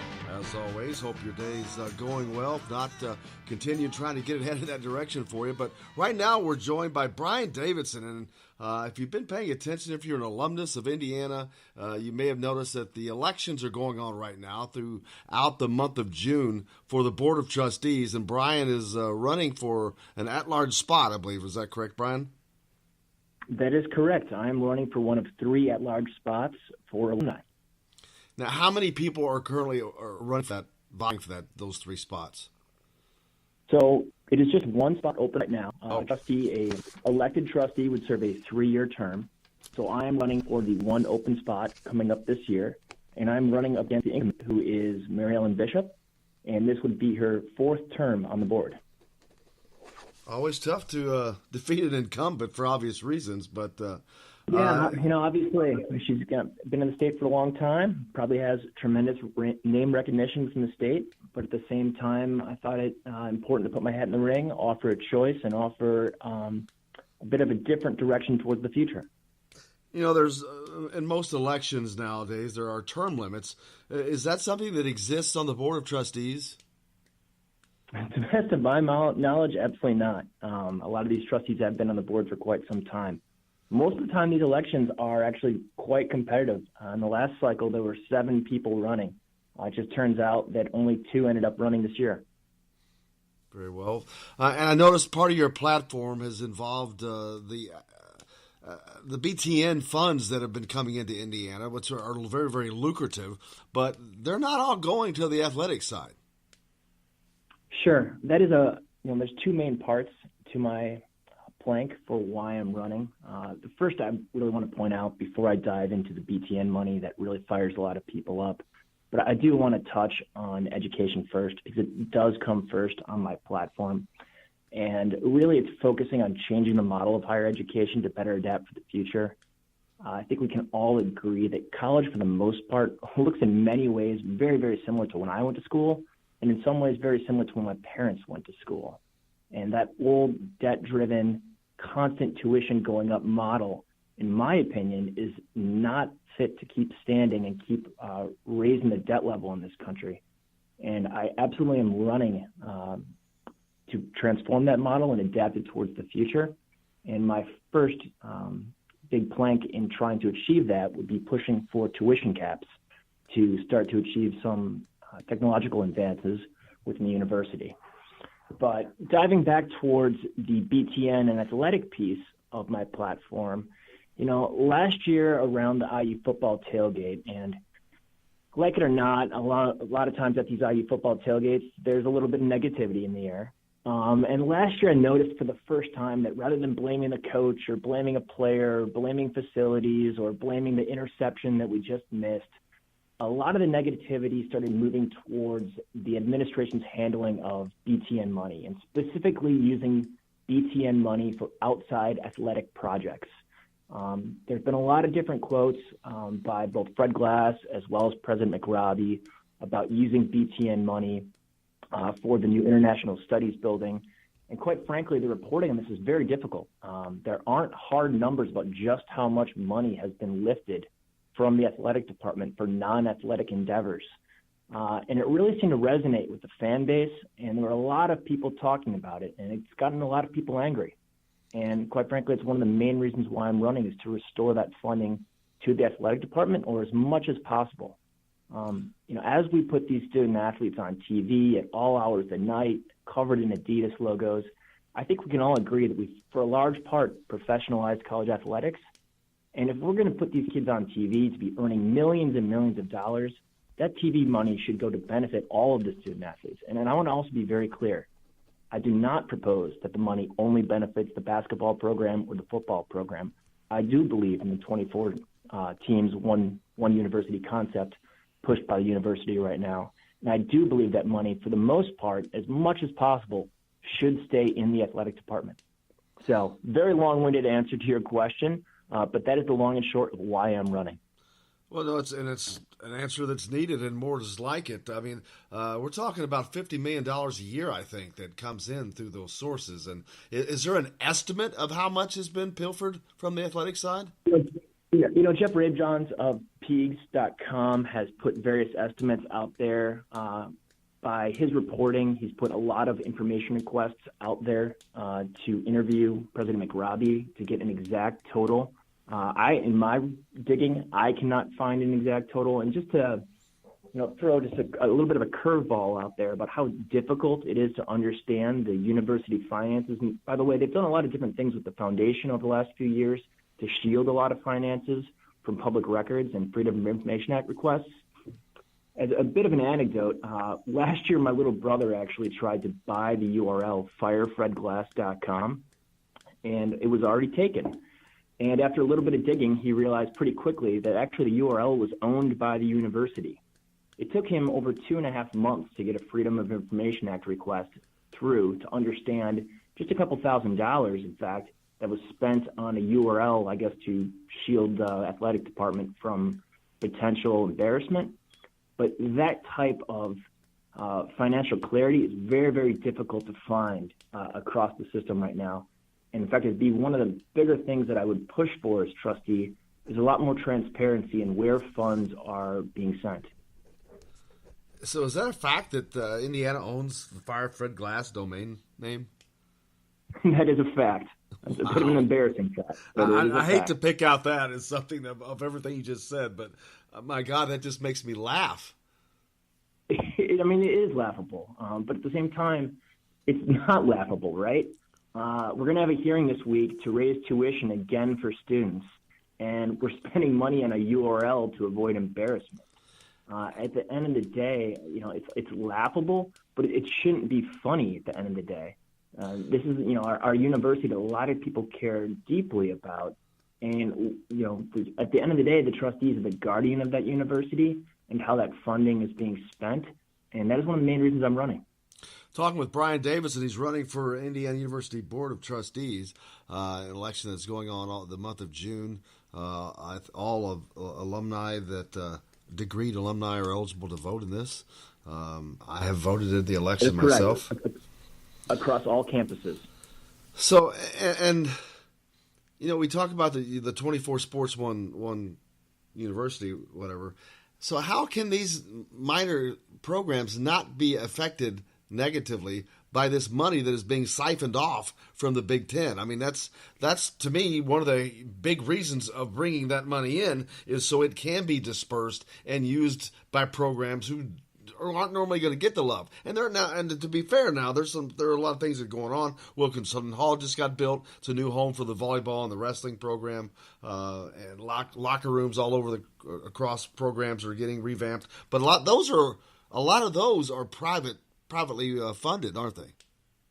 That's 100% correct. The contrarian view would say that these athletes owe it back to the university. And in my opinion, we owe it to these athletes across all sports, right? That the funding that they bring in together is spent on their well-being. Even the athletes that don't graduate, they deserve the best possible chance to succeed, whether it be in pro sports or whatever endeavor they move on to. The Student Athlete Bill of Rights spells out a lot of great things for our student athletes, but I think anyone who puts on their thinking cap for a while can figure out pretty quickly how to spend a couple $1 million specifically on athletes. Lord knows we figure out how to spend billions and billions and millions of dollars on the rest of the university and putting up new buildings and putting more granite across the state. So I think there's a lot of different things that people would talk about could potentially benefit student athletes. And I heard whispers during the Romeo Langford recruitment, specifically how IU is behind in different programs. Those things do matter if you're competing at the highest level, but also it matters to the quality of the student life for, again, the non-revenue sports that you just mentioned. It makes all their lives easier. It kind of makes it hard for anyone in Indiana to ever have an argument citing lack of resources to better anything when millions and millions of dollars is being siphoned away from the athletics department. The athletics department should not be paying for the school. I mean, the school should, by and large, pay for the athletics department, but it's self-sufficient. Not only is it self-sufficient, it's sending money the other way. And yet when I go home today, I can almost guarantee there will be a piece of direct mail asking for more money. Exactly. But why are they not investing? And I know there's not a comparison, unfortunately, to my knowledge. I tried, but I could not find any information in regards to other universities and their disbursement of monies, if it's going elsewhere or not. Have you found that in any case? Yeah, sure. So a lot of schools in the Big Ten have been siphoning money, specifically BTN money, to other parts of the school. To my knowledge and to the reporting that is out there, no school is doing it on the scale as Indiana. And that's really what makes it most egregious. And Indiana is an athletics program that does well in certain areas, but competitive-wise, you have to contribute all the resources you can. Correct. And at the same time, we hear consistently that our football team's lack of competitiveness, more specifically, our football team's lack of attendance, hurts the department as a whole. The Big Ten has done a wonderful, wonderful job building these TV revenues and being more forward-looking than every other conference in college sports. In my opinion, we should be using that advantage to cement that advantage over time and continue to make Indiana University athletics a beacon across the United States. What are you going to do to change it? If you're elected onto the Board of Trustees, you're a young whippersnapper. These guys have been serving 4 terms that are probably on the board now, have been there forever. What's a young guy that's wet behind the ears as they're going to see it going to do? What's he going to get done? Sure. Well, one, I object to the point that everyone thinks that I'm so young. I'm 38 years old. It was just a figure of speech. No. Actually, referring more to the older people that are probably on the board. Comparatively, I am much younger, right? But I've built a business. I've contributed to the growth of multiple businesses. I've sold a business successfully. So I think I've got enough experience. My good friend Jamie Ballinger was the youngest trustee in IU history, and I talked to him in deciding to run for this position. And he told me, he thought I was the perfect age and that I could really relate to being a student, yet I had the track record of business success. But to answer your first question, what I would do first is listen. It's ridiculous to think that I'm going to go in there and snap my fingers and everything is going to change overnight. And I want to be respectful to the existing board members and be very respectful to the existing system in place. And I'm not going to be in there specifically trying to be loud and ruffle feathers, but I'm going to be a contrarian voice in that room. I am not going to be a rubber stamp for votes that are usually sent through on a consensus basis, because that's what the board does. If I feel strongly that a view is totally incorrect, if I feel strongly about a vote being totally incorrect, I'm not going to be afraid to cast my vote no. And I think that's all I can do is really listen, pay attention to the issues, pay attention to the alumni around the state, try to listen to them. I got an email today and I answered right back of, you can answer me right away, And they wrote back, I guess I just got a robo message from you. And I'm like, no, it's not a robo message. I just immediately wanted to write back and thank you for contacting me and make it clear that my ears are always going to be open and that I want to hear from different alumni around the state on how things happen. So that you go back to answering your original question, what I really want to be is a different voice in that room, pushing for change and making the system as a whole think about the future. I think for very too long, we've been looking at our budget on a 1-year window and how do we build this building for the next 5 years. I think we need to be thinking about the college debt issue in this country and leading as a university across the board. Is the athletics department going in the right direction in your mind? No, I don't think so. I think there are parts of the athletic department. I think there are parts of the athletic department that are going in the right direction. I don't think the department as a whole is. Why is that? What do you think that they need to do differently? What direction are they? Should they be headed in, and why aren't they? Difficult question to answer specifically in my role as running for trustee, right? And I want to tread very delicately on this issue. As a fan in the past, I've been very vocal about the performance of our athletic director. Very specifically, he hired, extended, and fired our football coach. He extended and fired our basketball coach. Those are the 2 high-profile positions that you absolutely have to nail. And that type of performance probably would not stand at most schools across the country. For sure, it would never stand at a school like in Alabama. You can say that IU really doesn't compare itself to Alabama. That's very fair. Would that fly at Michigan? Would that fly at Stanford? I don't think so. So that part of the equation has been off within our athletic department. Specifically, our football and basketball team are not where they need to be right now. I think most fans would agree with that. Are they going in the right direction right now? I don't know. I certainly hope so. So, I'm not going to come and I'm certainly not running a campaign on firing or hiring anyone in that department. But I would say that department is on notice and that it needs to improve. And I think that's a fair way to look at the state of our athletic department. Do you think the board, as it is now, has done an adequate job of monitoring that? Difficult to say, because at the end of the day, that decision does lie with McRobbie. They have gotten involved, from my understanding, on some specific issues, but not across the board, and they have not tried to micromanage. And I think that's right. You should hire good people and allow them to do their thing. I think that's how you would properly manage an athletic department.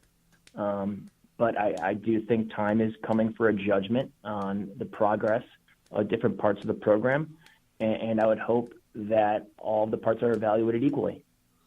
And you bring up McRobbie, President McRobbie, but that's where the buck stops, because that's the man that's directing the money that's being siphoned from the BTN, to my knowledge. Correct, which is actually one of the main reasons why I'm really excited about the possibility of getting elected, affecting change. President McRobbie's contract is coming up. He is facing mandatory retirement unless the board lifts that age cap. And one way or another, we're going to be moving on from President McRobbie, it would appear, in the very near future. And the selection of his successor is going to, in many ways, shape the future of not just the athletic department, but the system as a whole. And that really excites me as an opportunity to spur some change in the system. Brian, I can't thank you enough, man. I appreciate you and wish you good luck. I really appreciate being on. Real quickly, people have been asking me how they can help. It's really simple. Vote. Only about 14,000 people voted in the last election. In my opinion, we can double and triple that number this term. So I'd encourage you to get out and vote. Tell your friends, family, coworkers to also get out there and vote. Tell people that aren't even involved much in this sort of discussion on a normal basis to get out there and vote. If you disagree with me, get out there and vote. I would encourage participation. There it is. Brian Davidson, I can't thank you enough, man, and we'll keep pace and see what's going on with the election. All right. Thanks a lot. Thank you. Have a good rest of your day. Hey, we've got more coming up here on the Indiana Sports Beat with Jim Coyle, coming to you from the Golf Club at Eagle Point Studios. Mike Schumann joins us next. Stay tuned. We're back right after this.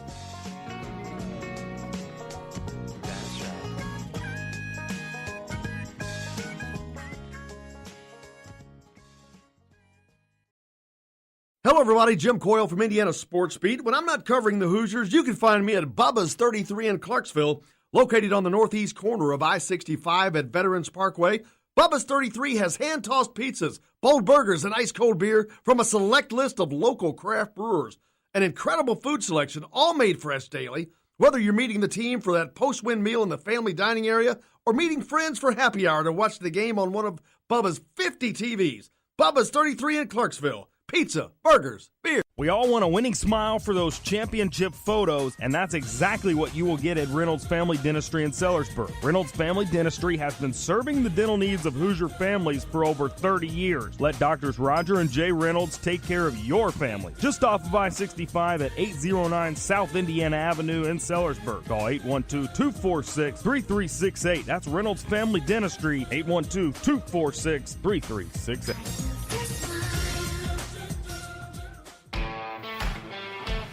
Now that warm weather has arrived, it's time to hit the links, and there's no better place than the Golf Club at Eagle Point in Bloomington.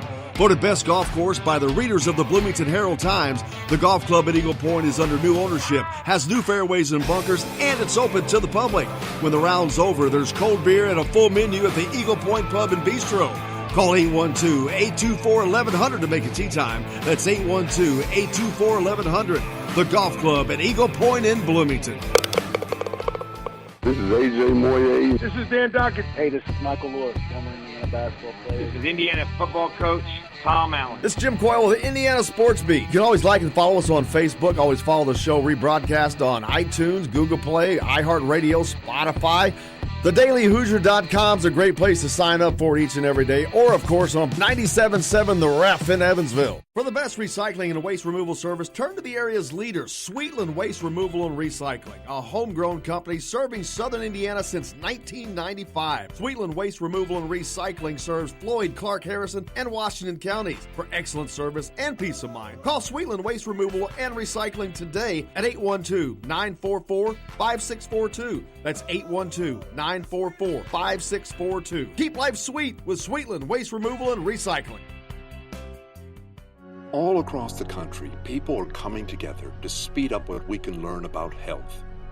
The All of Us Research Program is calling on 1 million people to join us as we try to change the future of health. For your family, for future generations, for all of us. Visit joinallofus.org and find out how you can become 1 in a million. All right, crew, let's get her dug.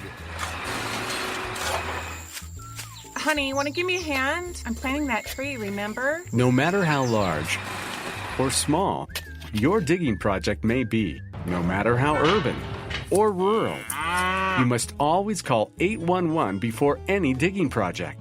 811 is our national one-call number, alerting your local utility companies to come out and mark any lines they have near your dig site. You must call 811 at least 2 to 3 business days before any digging project, so you can avoid hitting our essential buried utilities. This includes natural gas and petroleum pipelines, electric, communication cables, and water and sewer lines. So before you do this or this, make sure you do this. For digging projects big or small, make the call to 811. Brought to you by Common Ground Alliance. You're on the line with Jamal Meeks, former Indiana Hoosier, number 23, 1992. And I'm on the beat with Jim Coyle.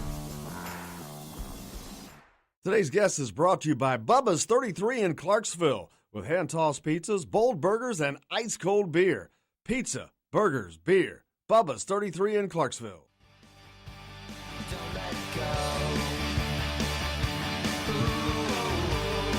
Welcome back to the Golf Club at Eagle Point Studios, Indiana Sports Beat with Jim Coyle with you here on this Tuesday. Hope everything's going well for you. Joined now by our good friend Mike Schumann from the Daily Hoosier.com. Mike, how are you? Doing great, Jim. How you doing? Good, man. Lots of stuff going on over the weekend. We got Indiana baseball, their season coming to an end after a great season, but a poor off season, or a poor postseason, I should say. Yeah, and I was just reading, I'm sure you've already been talking about it. I guess, although the season ended poorly, Matt Gorski's life just got better as the number 2 pick, or a second-round pick in the MLB draft. So a quick turnaround for his disappointment for sure. Yeah, he'll probably be off to wherever they're shipping him soon, as baseball season will come around quickly for him, as it'll be probably no time off. But congratulations to him. 57th overall pick in the second round of the Pittsburgh Pirates. And Jake pointed out that, Indianapolis is the AAA farm club for Pittsburgh. So you can see Matt Gorski possibly playing in Indianapolis sometime in the near future.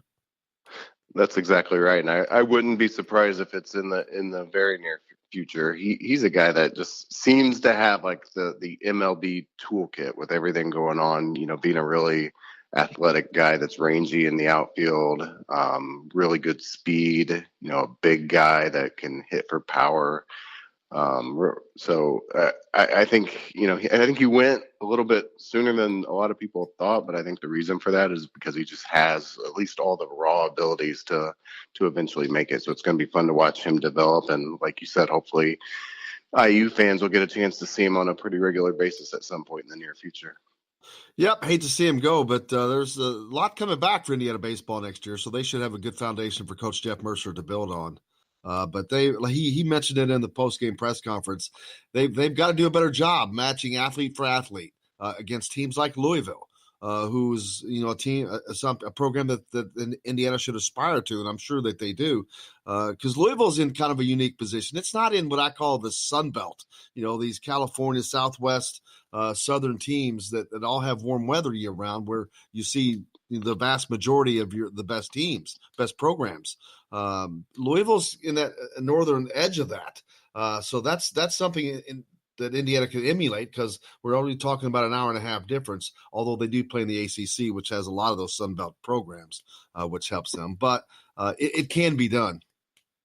Yeah, and they're really competing for the same recruits, because Louisville hasn't gone too far south for most of their roster. So you're dead on with the notion that Indiana needs to compete with them directly to kind of take over that mantle as one of the northern teams that finds a way to do well, irrespective of their geographic location.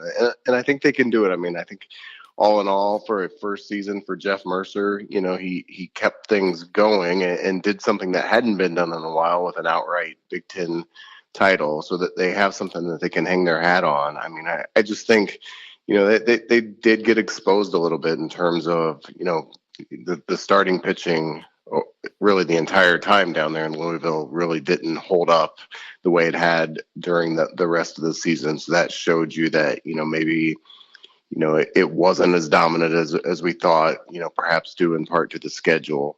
But then also just at the plate, I think it was a recurring theme throughout the postseason, including the Big Ten tournament, that, while yes, this team could hit for a lot of power, they struck out inordinately too much and just overall, weren't as productive as you need to be when you get into a postseason type level. So there's things to build on, but also things that, this team needs to further develop in the future. Absolutely, and hopefully they'll get headed in that direction.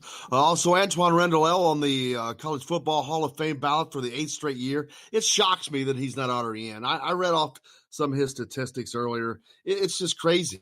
He was I don't want to say the inventor, but, man, he took the dual quarterback role to a new level. He was the first to do a lot of things, to put up a lot of numbers, to throw for 40 and to run for 40 touchdowns, 6,000 passing yards and 3,000 rushing yards. He set the benchmark for the guys that have come after him.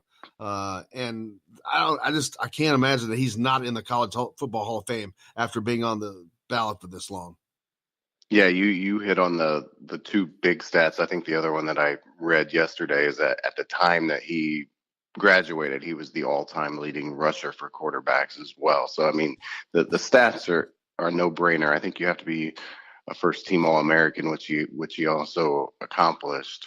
I think the only thing I can imagine that's holding him back is the same thing we always see with any kind of award or acknowledgement is the team accomplishment, which, I think at some point you just have to say, okay, it was Indiana, we get it, but at the same time, he did all this for Indiana despite being surrounded by, less than stellar talent. And, that's, if you remember those days, which I'm sure most of your listeners do, I mean, that's exactly what it was. It was Randall L. doing everything, and he made it happen. It wasn't like he was surrounded by 5-star talent that made him look good. It was Randall L. doing it. And so, I get the, being on a winning team thing with all these awards, but sometimes people take it too far.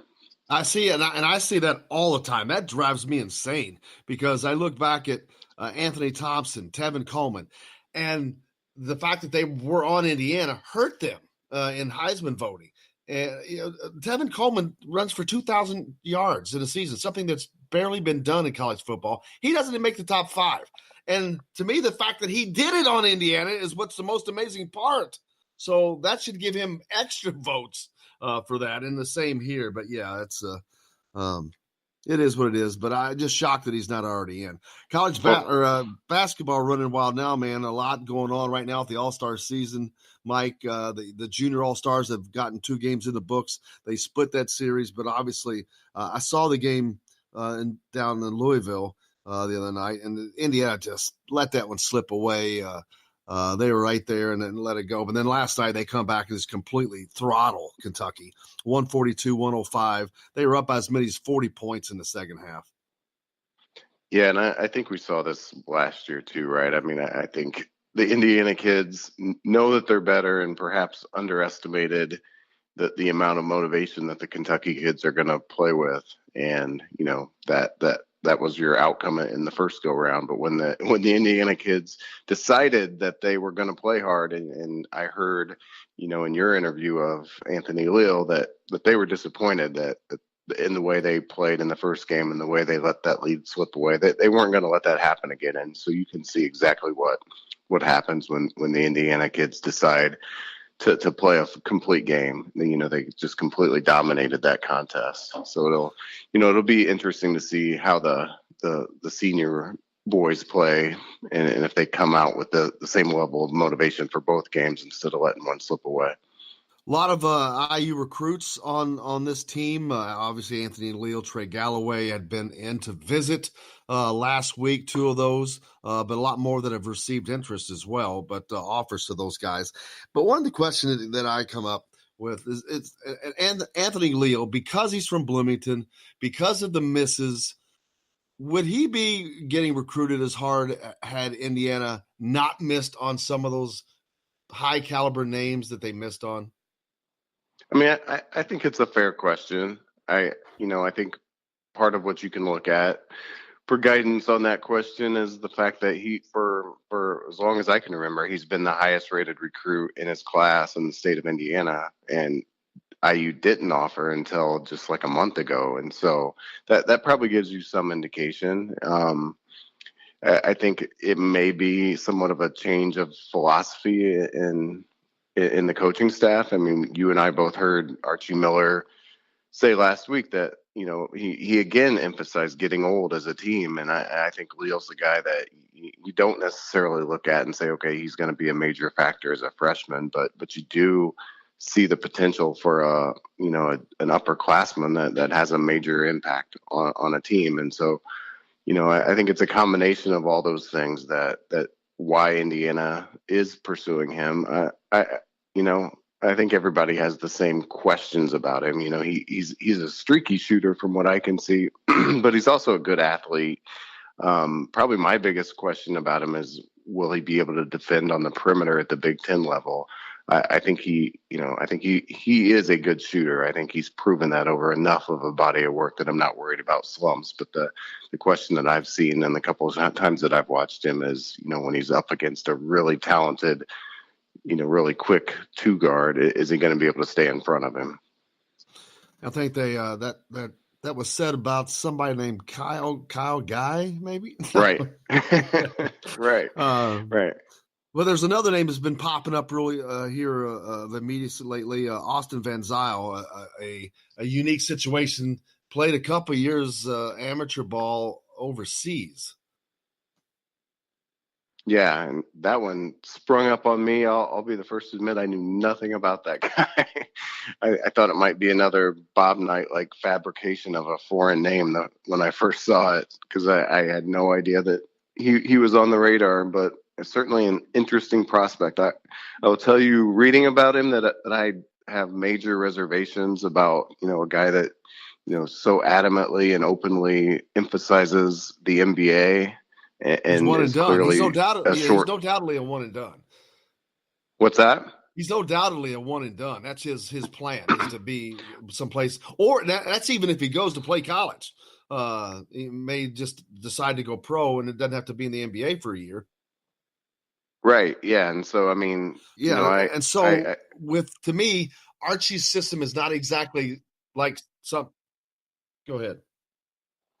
Yeah, no, I was just going to say, I think you need guys that are going to really buy in and invest in the program and want to, learn the pack line defense and do things that don't directly correlate to the NBA. I think, maybe that's a flaw in Archie Miller's system, but it is what it is right now. And so does a guy that, already has a foot out the door and can't even decide if he wants to come to college at all, is that the right fit? How is that going to play with a guy like Demazie Anderson or Al Durham or the guys that have been here for a while and are invested? If this guy comes in and doesn't really buy in, but maybe that's not fair. Maybe they're convinced based on what they're seeing that he will be a guy that does that. I've heard he's a passer first mentality. So maybe he's not a guy that's just trying to get his shots up. But, in the overall scheme of things, especially after you and I just heard Archie emphasize the, having 11 guys on scholarship. And, if it turns out that they go a different direction and pick up a guy or two here late, that makes you wonder, was he spinning it last week when he talked to us about it? Yeah, that was going to be my next question that you just answered right there. It could definitely show, do they have a feeling of desperation or not? I guess we'll certainly find out. But a lot of All-Star games coming up to follow. Make sure you do it at the dailyhoosier.com. Free content, new content every day there. So check it out, Mike Schumann. Thank you so much for joining us, man. All right. Thank you, Jim. Have a great day. You too. You as well. That's going to wrap it up today from the Golf Club at Eagle Point Studios. We're back tomorrow with more. Matt Weaver from Peaks.com. We're going to get caught up on some football recruiting. But there's always plenty more to talk about on the basketball side, and as well as many others. But it's going to wrap it up today. For Jake, keeping us on the track, I'm Jim Coyle, and I will see you on the radio.